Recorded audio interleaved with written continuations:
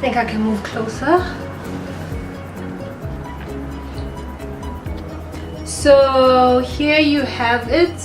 This is the final product.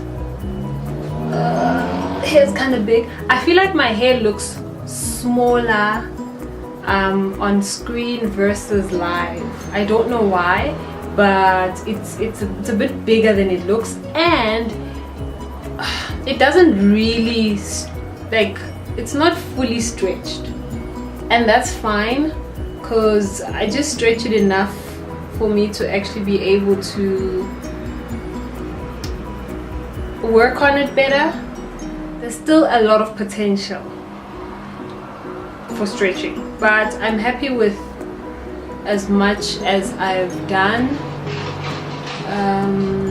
And my hair has grown a lot since my first video, but this is basically how I've stretched my hair. Stretching your hair, I wouldn't recommend that you do it all the time. Some people prefer to work on stretched hair, and I do understand, because when your hair is shrunken, it tends to coil up quite a lot, and if you want to do a lot of things, you first have to detangle it, and detangling as it is takes a lot of time. So a lot of people would just rather always handle their hair when it's stretched. Most of the time I actually do prefer that, but I don't stretch my hair in the same way. For instance, when it comes to African threading, I only do that, sure, this was actually the first time this year doing it. I think the last time I did it was in November. There's no particular reason why I don't do it that often. I just don't do it as often. I also think it's because wool in general, and I've been using wool quite a lot, wool usually just sucks up all the moisture and it leaves your hair extremely dry the next day when you unravel it. So I just tried something new, and I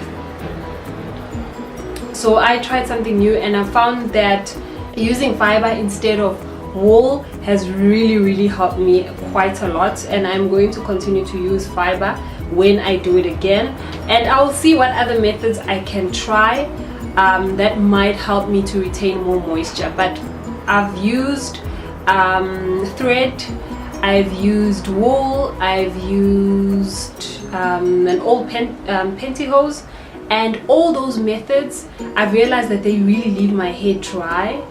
And this one, funny enough, it didn't really leave my hair as dry. It was still dry, but not as dry as the other methods. So I would rather continue with this method. So if you want to stretch your hair and avoid using heat, I would rather you use African threading as one of the methods, especially if you're going to go and have a protective style. So yeah, I've been blabbing on for quite a while, but I hope this method or this video has helped you. Please try to do heatless methods when it comes to stretching your hair, more than using a blow dryer or whatever it is that you use, because using constant heat, it really does damage your hair, and you don't want your hair breaking or not retaining length or seeing any results after having put it into protective styles for quite a while. So yeah, I hope this video helped, and if you have tried it, please let me know, how did it work out for you? What is your favorite method? What is best for you? And yeah, I will see you on the next video.